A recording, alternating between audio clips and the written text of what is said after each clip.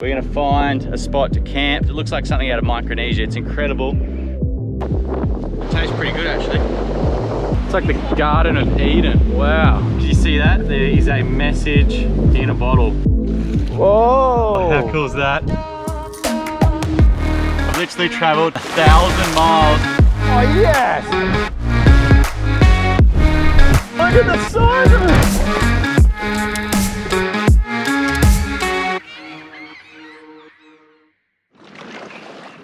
There's another one there, they're everywhere.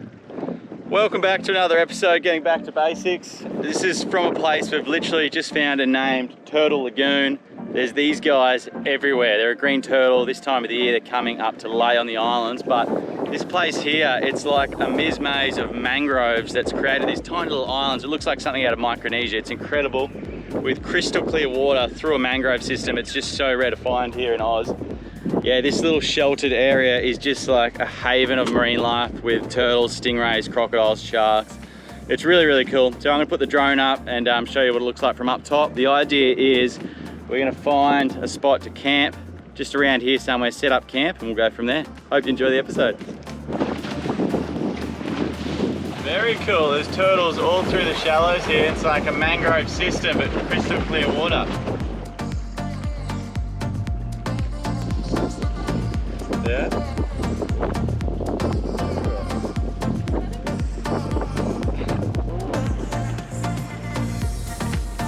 There's so many turtles. Maybe the other one was more open.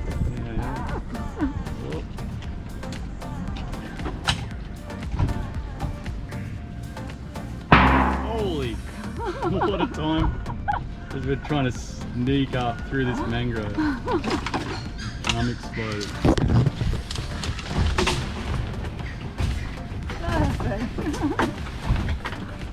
Just sneak on through here. Oh, there's an opening.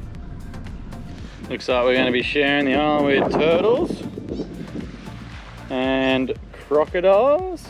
There's something that we've noticed on all these islands, and I'm not quite sure why they do it, and I've never known them to do it before, but the crocodiles, they come so far up the beach. Like, this is a normal sand spit on one of the islands, and we're camped just up here.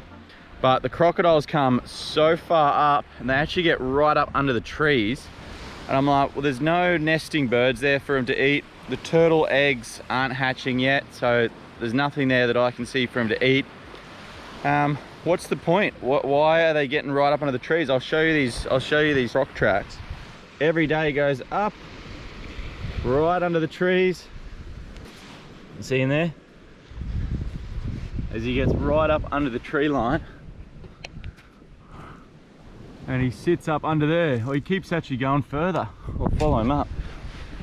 So, like, you'd think if you come up away from the waters line, you camp there, you think you'd be away from the crocs, but the truth of the matter is, you can't get far enough up the beach to get away from them. Look at this bloke's even come around and then up in here.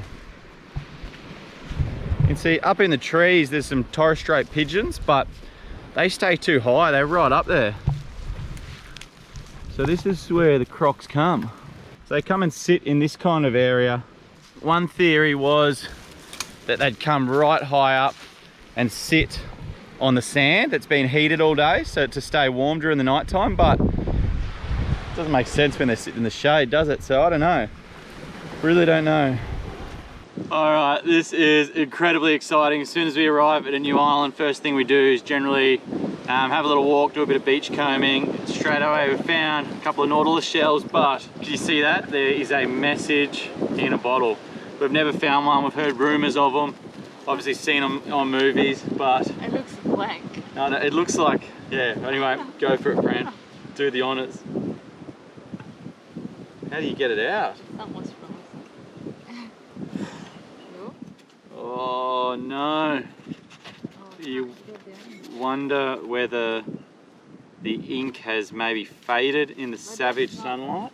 So the cork in the top of the bottle seemed to do the job. You can see it's pretty well aged, but it's stayed watertight. You can see it blank. Yeah. Oh, what a stitch up. The message in the bottle's all faded. you're watching this and you left a message in a bottle, please tell us what you wanted it to tell us. Oh, that's such a bugger, but pretty cool start to the island anyway.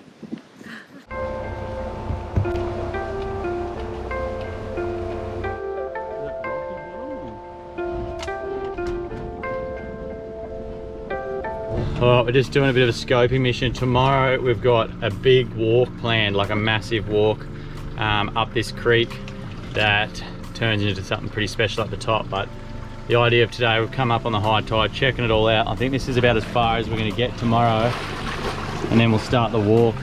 It's turned into fresh water. We've got this incredible canopy over the top. Beautiful fresh drinking water. I think it's going to be about a 6-hour walk for us tomorrow, so it's going to be good. But for now, we've got a dropping tide, so we've got to get out of here before we're high and dry and see if we can set up camp somewhere safe. We've just anchored the boat, and as I was walking and checking the anchor line, I saw something quite amazing, but I've since lost it. Oh yes, it's a perfect one. How cool is that? It was just buried the tiniest bit in the sand. Oh my god. Kind of the contrast in cool shells and natural beautiful animals, and then this shit like human waste and plastic is all over these beaches. It's a huge crisis. I'll show you the high tide line in a second. It's honestly disgusting. It's like a rubbish dump, but Nautilus is quite cool fun. So at the high tide line, found this fruit. Now I can't remember its name. Well, I reckon I've eaten it before, and it's got this seed in the middle. It tastes pretty good actually.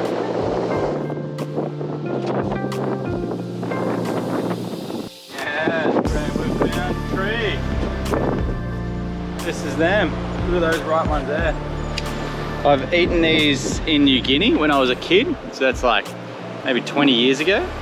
But I don't remember the name. In New Guinea, in Pidgin, we'd call them lau lau. But if someone knows the name of this fruit, please let me know. They're really good. And we're gonna fill our pockets and our hat with this fruit, because yeah, on the shoreline here, it's so rare to find fruit. Look at this. It's like the Garden of Eden. Wow.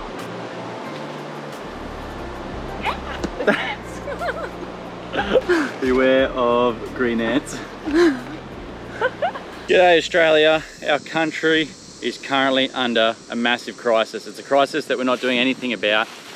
I'm on a remote beach in the northern part of the country, and unfortunately this stretch of coastline looks no different to the rest. It is covered in plastic, and this is right on the doorway to the Great Barrier Reef, you know, one of the natural wonders of the world. As you can see here, there is everything from plastic bottles, nappies, floats, toothbrushes, shoes, and have a look at it. It just continues on and on and on. This time of the year, there's turtles nesting. Coming out, they're literally digging through the plastic here to try and lay their eggs. Their babies are born through the plastic, head out to the ocean, and then do their best not to eat plastic. That of course looks like jellyfish. So nature's having a really tough time. There's birds flying around that are looking for fish, and they're eating plastic. They're then dying. Their babies have then got no chance. They're literally, their nests are being built out of plastic. It's just such a problem. And it's a problem that we need to take action on at the moment. So if you've seen this video, share it with your mates, share it with your friends, your families. We've got to put this in front of some people that make the decisions. It won't take much. All it'll take is one boat up and down the coast, literally picking up plastic. We could wipe this problem out in no time.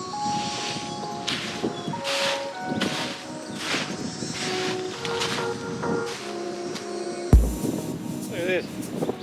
On the high tide line.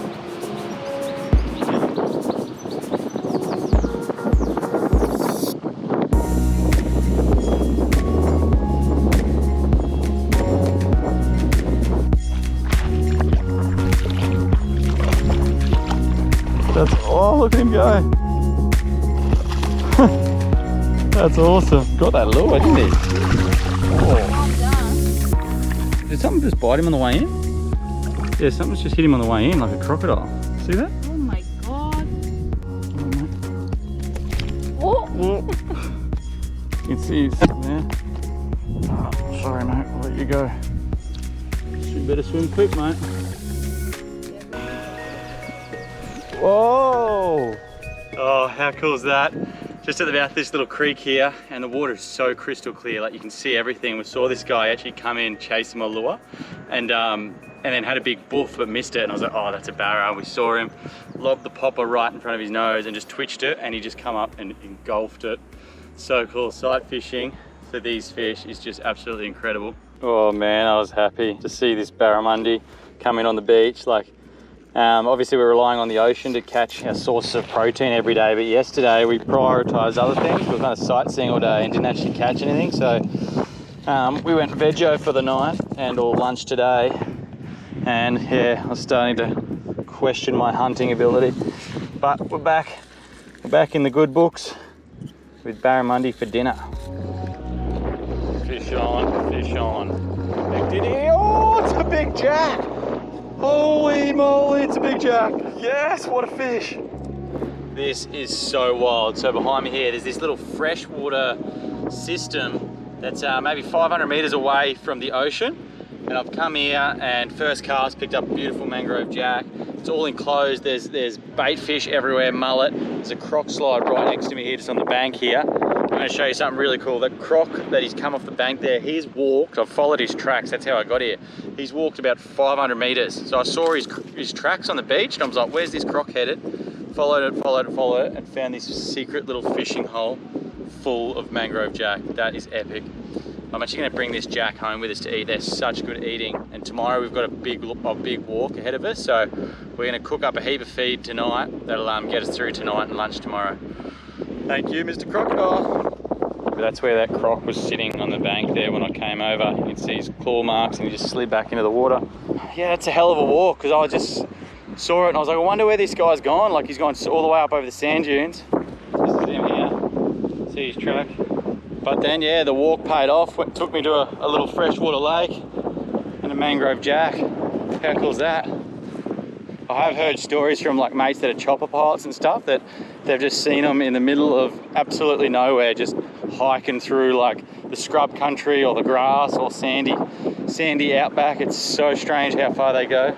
Now, unfortunately, this is just no different to the next 100 kilometers of coastline in the fact that it's covered in rubbish. And I mean, like you see crocodile tracks, like remote, wild, rugged Australia, where there's crocodiles like roaming free, covered in plastic as far as the eye can see.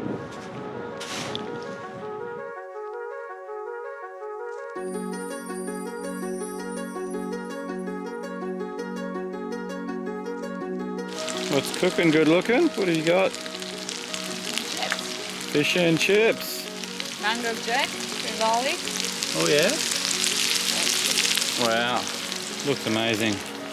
Good stuff.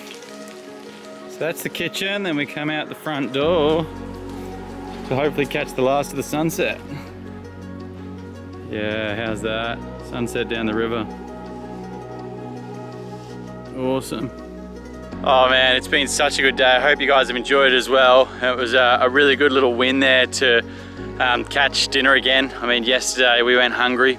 We went on the vegetarian diet. So we've been spent too much time looking through that awesome turtle lagoon, and we're doing other bits and pieces, so we didn't catch any food. But today, lucked out, we've got barramundi, we've got mangrove jack. Fran is cooking up a storm there because tomorrow morning we're setting out on something that we're really excited for.